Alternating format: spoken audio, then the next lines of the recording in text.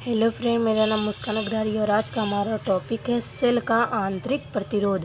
आइए देखते हैं सेल का आंतरिक प्रतिरोध क्या होता है।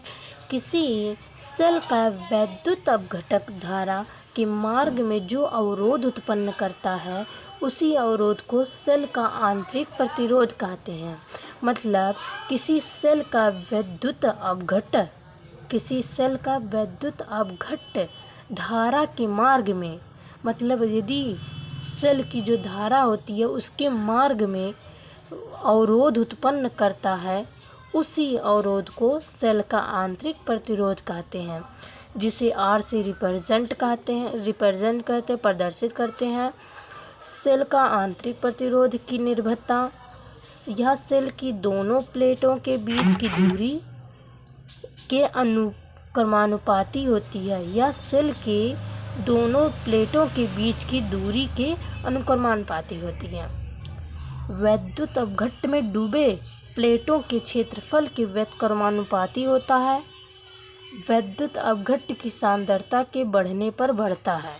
तो वैद्युत अपघट्य की जब सांद्रता बढ़ेगी तो सेल का जो आंतरिक प्रतिरोध रहेगा वो भी बढ़ेगा। यह ताप के बढ़ने पर घटता है और प्रतिरोध कम होता है।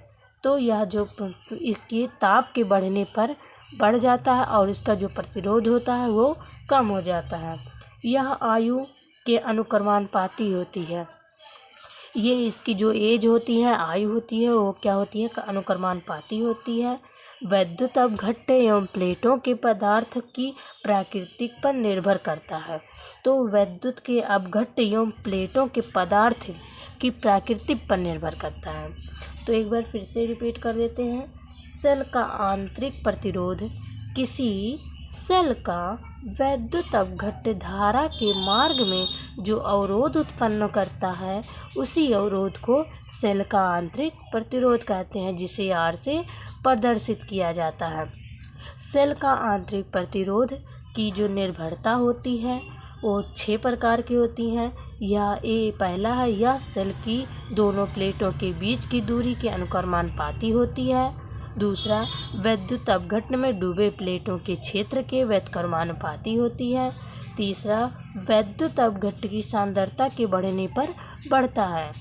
यह ताप के बढ़ने पर घटता है और प्रतिरोध कम हो जाता है। और पांचवा, यह वायु एज के अनुक्रमानुपाती होती है। छठवां, वैद्युत अपघट्य एवं प्लेटों के पदार्थ की प्रकृति पर निर्भर करता है।